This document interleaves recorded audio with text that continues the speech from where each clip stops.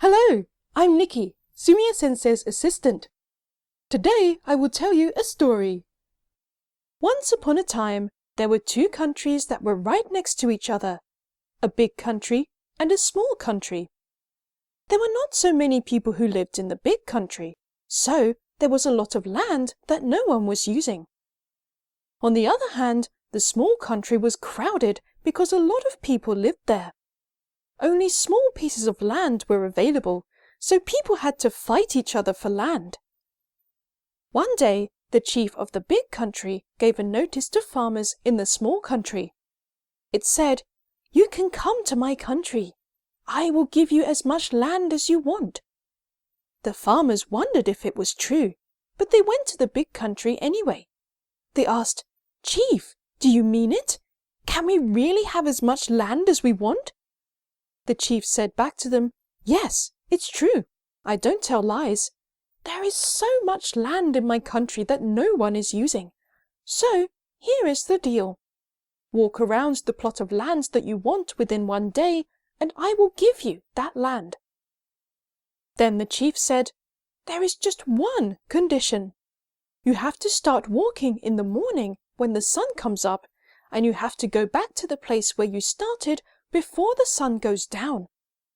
While you are walking, you should use pieces of wood to show where the corners of your land are. You can walk or you can run. It's up to you. You can choose. However, be careful. If you come back even a moment late, I won't give you any land at all." The farmers were so excited and happy when they thought about how much land they could have. One farmer was so excited he couldn't sleep.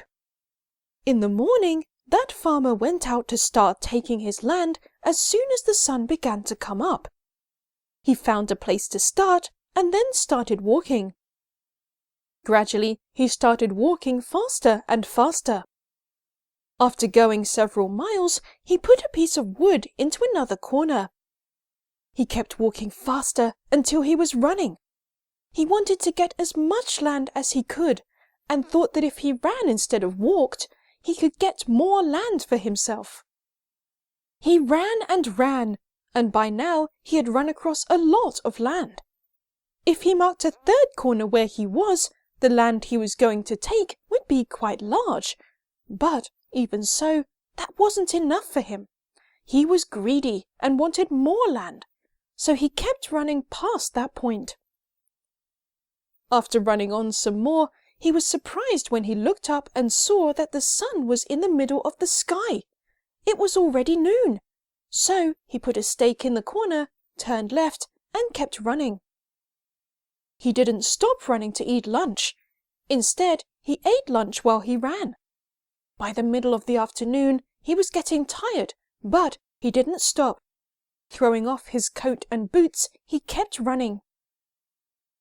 Now the sun was going down and the sky was red. He had now been running so much that his feet were hurt. They were bleeding. His heart was also beating really hard, so hard it felt like it might explode. But he couldn't just give up here. He had to keep going. If he didn't get back to the starting point, he wouldn't get any land at all. He had put in so much effort to get the land he wanted, and all that effort would be wasted if he stopped. So he ran as hard as he could, thinking only of getting his land. In the end, because he ran so desperately, he managed to reach the starting point just before the sun had gone down. However, he didn't have time to feel happy about this because as soon as he got to the post, he fell down dead. The chief ordered his attendant to dig a hole for him, and he told him to bury the farmer's body in it. The chief murmured, in the end, he did not need such a huge land. What he needed was only this small space 6 feet by 2. It's not only this farmer. We are all swayed by our own greed. Do you think we can satisfy our unlimited desires in our limited life? 合唱